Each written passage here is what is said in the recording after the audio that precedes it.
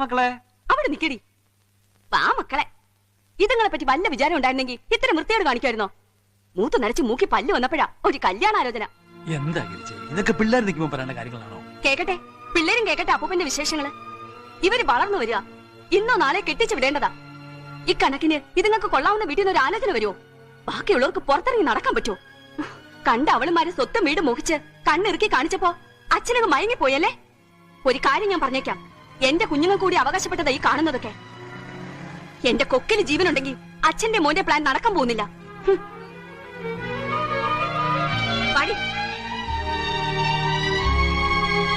എന്താണ് തിരുമുമ്പി ബോധിപ്പിക്കേണ്ട കാര്യമില്ല. പറയാനുള്ളതൊക്കെ അവിടെ പറഞ്ഞിട്ടുണ്ട്. നടക്കടി.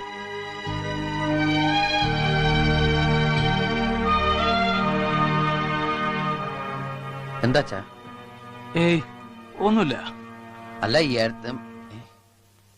ഏടത്തിയമ്മ ചാടിത്തുള്ളി പോണാണ്ടു. എന്താണ് പുതിയ പ്രശ്നം? അല്ല പവി, ഞാൻ ആലോചിക്കായിരുന്നു, നിന്റെ ബഹളം കണ്ട് ഞാനിങ്ങനെ എടുത്തിയാടാൻ പാടില്ലായിരുന്നു. നമ്മുടെ കാര്യം മാത്രമേ ആലോചിച്ചുള്ളൂ. ശ്രീകുട്ടി മായൊക്കെ വളർന്നു വരികയല്ലേ. വയസ്സുകാലത്ത് ഇയാൾക്ക് ഇത് എന്തിന്റെ ഏനക്കെടാന്ന് ആര് കേട്ടാലും തോന്നും. ഓ, അതാണ് കാര്യം. ഇപ്പോഴല്ലേ മനസ്സിലായത് ആ പെണ്ണുമ്പോൾ എന്തിനും ഇങ്ങോട്ട് കെട്ടിയിരുന്നില്ലേന്ന്. അവള് പറഞ്ഞതിലും കാര്യമുണ്ട്.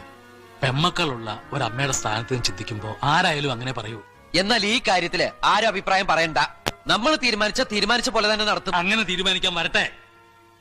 നമ്മുടെ വീട്ടിലെ സമാധാനം നശിപ്പിക്കുന്ന ഒരു കാര്യത്തിനും ഞാനില്ല. അച്ഛതെ, ബാക്കിയുള്ളവർ കഷ്ടപ്പെട്ട കാര്യങ്ങൾ എങ്ങനെയെങ്കിലും ഒരു കരക്കടിപ്പിക്കണ്ട. അച്ഛന്റെ ഒരുമാതിരി. പവി, നീ ഇനി എന്ത് പറഞ്ഞാലും ശരി, ഞാൻ ഇല്ല. വിട്ടരെ. ഇനി ആ വിഷയം ഈ വീട്ടിൽ സംസാരിക്കണ്ട. ഗിരിജ ഇങ്ങനെ എടുത്തിയാടി പുറപ്പെടുമെന്ന് ഞാൻ വിചാരിച്ചില്ല. കിണിജ നാണാവൂല ഏട്ടാ. ഈ ഗിരിജയുടെ ഭർത്താവാകുന്നതിന് മുമ്പ് ചേട്ടനൊരു മകനായിരുന്നു. ഒരുപാട് സ്നേഹം വാരിക്കോർത്തുന്ന ഒരു അച്ഛന്റെ മകൻ. ആ അച്ഛനോടാ ചേട്ടൻ ഇത് ചെയ്തത്. ചെന്ന് നോക്ക്, തകർന്നടിഞ്ഞിരിപ്പണ്ട മനുഷ്യനോടെ. പവി, ഞാൻ പറഞ്ഞിട്ട് വേണ്ട. എല്ലാത്തിനും കൂടെ കന്ന് വാക്കെന്നിട്ട് പിന്നാമ്പുറത്തൂടെ പെണ്ണുമ്പിള്ള അയച്ച് അച്ഛനെ ചീത്തൊളിപ്പിച്ച് എന്തിനാന്ന് എനിക്കറിയാം. അച്ഛന് പുതിയൊരു ബന്ധം ഉണ്ടായാൽ കിട്ടാനുള്ള അവകാശങ്ങൾ കുറഞ്ഞു പോകുന്നു വിചാരിച്ചിട്ടല്ലേ? എങ്കിലാ പേടി വേണ്ട, ഉള്ളത് മുഴുവൻ എഴുതി തന്നേക്കാം. പക്ഷെ അച്ഛനെ മാത്രം ഞാൻ ആർക്കും വിട്ടുതരില്ല. അങ്ങനെ ഒരു അവകാശം പറഞ്ഞു ഞാൻ പടി കയറുക വേണ്ട. പവി,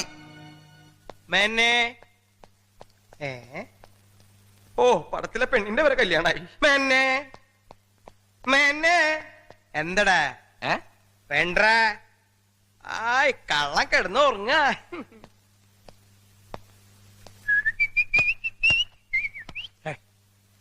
മെന്നെ, ഞാൻ ഈ കേട്ടത് ശരിയാണോ? താൻ ആ പഴയ ലൈനിനെ വിട്ടുന്ന്. താൻ വിട്ടെങ്കി അവരുടെ റൈറ്റ്സ് എനിക്ക് തന്നേക്ക്, ഞാൻ കെട്ടിക്കോളാം. ആ കുട്ടിയെ ആദ്യം കണ്ടപ്പോഴേ എനിക്കുണ്ടായി ലവ്. എന്താ ശാലീനത, എന്താ തറവാടിത്തം, എന്താ ഒരെടുപ്പ്. ഉള്ളത് പറയാലോ, താൻ കല്യാണം കഴിക്കാഞ്ഞത് നന്നായി. തന്റെ കയ്യിൽ അത് നിക്കില്ല. താൻ വിഷമിക്കണ്ട. വലേന്ന് പോയാലും കുളത്തില് തന്നെയല്ലേ. തനിക്ക് ഇടയ്ക്ക് വല്ലപ്പോഴും വന്ന് കാണണമെന്ന് തോന്നുകയാണെങ്കിൽ ആ ഗേറ്റിന്റെ അവിടെ വന്നൊന്ന് കാണാലോ. അത്രേ ഉള്ളൂ കേട്ടോ. കൂട്ടുകാരന്റെ ഭാര്യ എന്ന് പറഞ്ഞ ആരാ? പെങ്ങളാ? മനസ്സിലായില്ല. അതാണ് ദേഷ്യം വരണേ. ഞാൻ അതങ്ങോട്ട് ക്ലിയർ ആക്കി തരാം. ഇപ്പോ തന്റെ മകന് ഞാൻ വേറെ ആരെങ്കിലും ആയിട്ട് കാണണ്ട. എന്റെ കൂട്ടുകാരന്റെ മകനായിട്ടാ. അതുപോലെ എന്റെ ഭാര്യയെ താൻ സ്വന്തം പെങ്ങളായിട്ട് കാണണം. അത്രേ ഉള്ളൂ. അളിയൻ അങ്ങോട്ട് കിടന്നേ. ഇനി എനിക്ക് അളിയന്റെ സമ്മതം വേണം. സമ്മതിച്ചു എന്ന് വെച്ച് അളിയന് ഇനി കല്യാണാലോചന എന്ന് പറഞ്ഞ് ഞാൻ ബുദ്ധിമുട്ടിക്കില്ല. ഒരച്ഛന്റെ സ്ഥാനത്ത് നിന്ന് ഈ കല്യാണം നടത്തി തരാന്ന് അളിയന്റെ മൂത്ത മകനും അവന്റെ ഭാര്യ ഗിരിജയും സമ്മതിച്ചിട്ടുണ്ട്.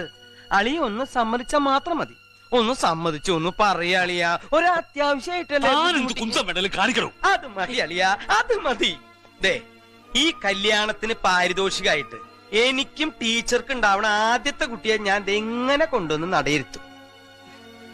അളിയനാണെങ്കിൽ അമ്മയില്ലാത്ത കുട്ടികളെ വളർത്തി നല്ല ശീലാണല്ലോ. ഒന്ന് ഇറങ്ങിപ്പോഴോ. ആ, എനിക്ക് സമയമില്ല, ഞാൻ പോവാ. കല്യാണത്തിന് അളിയൻ താടിയൊക്കെ പഠിച്ച് മിടുക്കനായിട്ട് വന്നോളോട്ടോ. ചന്തിലടിപ്പഴ മാങ്ങ. പഴയ കാമുയിക്ക് ഒരാളെ കിട്ടിയ സന്തോഷത്തിലെ നിന്റെ അച്ഛൻ. നാണല്ല. ഇല്ല, നിന്റെ അമ്മയൊന്നുമല്ലല്ലോ ഞാൻ കെട്ടണത്. നാണിച്ചു നിന്നാ നിന്റെ അച്ഛന് പറ്റിയതുപോലെ മണ്ണും ചാരി നിന്നവൻ പെണ്ണും കൊണ്ടുപോയത് കാണേണ്ടി വരുമടാ ആണ്ടിലൊരിക്കൽ പല്ല് തേക്കുന്നവനെ. എന്റെ ഈശ്വര, അത് പറഞ്ഞപ്പോഴാണ് ഞാൻ ഓർത്തത്. ഞാൻ പല്ല് വെച്ചിട്ടില്ല. ആ ബ്രഷ് ബ്രഷ് വിടാൻ ഒരു പൊട്ടൻ